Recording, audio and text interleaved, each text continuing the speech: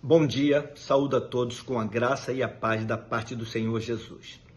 O quarto milagre selecionado cuidadosamente pelo evangelista João e transcrito no seu evangelho ocupa também basicamente todo o capítulo 6. Mas hoje eu quero ler somente os versos 1 até o 15, a fim de embasar a nossa reflexão, pois diz assim a palavra de Deus. Depois destas coisas, atravessou Jesus o mar da Galileia, que é o de Tiberíades. Seguia-o numerosa multidão, porque tinham visto os sinais que ele fazia na cura dos enfermos. Então subiu Jesus ao monte e assentou-se ali com seus discípulos. Ora, a Páscoa, a festa dos judeus, estava próxima.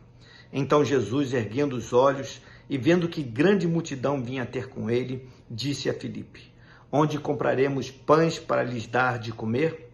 Mas dizia isto para o experimentar, porque ele bem sabia o que estava para fazer. Respondeu-lhe Filipe: não lhes bastariam 200 denários de pão para receber cada um o seu pedaço. Um dos seus discípulos, chamado André, irmão de Simão, Pedro, informou a Jesus: está aí um rapaz que tem 5 pães de cevadas e 2 peixinhos. Mas isto, o que é para tanta gente? Disse Jesus: fazei o povo assentar-se, pois havia naquele lugar muita relva. Assentaram-se, pois, os homens em número de quase 5.000. Então Jesus tomou os pães e, tendo dado graças, distribuiu-os entre eles, e também igualmente os peixes, quanto queriam. E quando já estavam fartos, disse Jesus aos seus discípulos: recolhei os pedaços que sobraram, para que nada se perca. Assim, pois, o fizeram e encheram 12 cestos de pedaços dos 5 pães de cevada que sobraram aos que haviam comido. Vendo, pois, os homens o sinal que Jesus fizera, disseram: este é verdadeiramente o profeta que devia vir ao mundo. Sabendo, pois, Jesus que estavam para vir com o intuito de arrebatá-lo para o proclamarem rei, retirou-se novamente sozinho para o monte. Meus queridos, o texto inicia da seguinte forma: depois destas coisas, indicando que entre o ocorrido com o paralítico do tanque de Betesda e o acontecimento nele narrado, passou-se algum tempo. Estimam os estudiosos que decorreram entre 6 meses a 1 ano. Segundo o evangelista João, a festa da Páscoa estava próxima, e foi nesta ocasião que Jesus realizou tal milagre. É bem provável que João tenha destacado a proximidade da festa da Páscoa no seu relato, pois queria dar ênfase à fala de Jesus a respeito do pão do céu. Ainda que soubesse que a intenção das pessoas que o seguiam era tão somente o de presenciar os sinais e milagres que realizava, Jesus não demonstrou qualquer aborrecimento por conta disto. Muito pelo contrário. Primeiro, aproveitou a oportunidade para lhes ensinar muitas e muitas coisas e o fez por horas a fio. Finalmente, demonstrando sincera compaixão para com aquela multidão, antecipou-se em providenciar algo para que pudessem alimentar-se fisicamente, pois já era tarde e as pessoas ainda teriam que se deslocar para as suas aldeias sem nada terem comido até então. A princípio, este não era um problema que devesse tomar como sendo seu, mas Jesus o fez. Por esta razão, virou-se para um dos seus discípulos, de nome Filipe, e lhe fez a seguinte pergunta: onde compraremos pães para lhes dar a comer? Na verdade, Jesus já sabia o que iria fazer a esse respeito, mas quis aproveitar a oportunidade para ensinar a Filipe uma lição preciosa de fé. Filipe, assim como muitos dos que se dizem cristãos nos dias atuais, andam por vista e não por fé. Sempre pensam em resolver as coisas de maneira racional. Por tal razão, logo, Filipe fez uma conta. Apelou para os números e disse: não lhes bastariam 200 denários de pão para receber cada um apenas um pedaço. Era enorme a multidão que seguia Jesus. Só os homens somavam 5.000, mas ainda havia mulheres e crianças também ali. Um denário correspondia ao salário de um dia de um trabalhador. Assim sendo, nas contas de Filipe, seria necessário mais de 6 meses de salários para comprar pão para aquela multidão. E ainda assim, cada um dos ali presentes receberia apenas um pequeno pedaço que nem satisfaria, nem saciaria também a sua fome.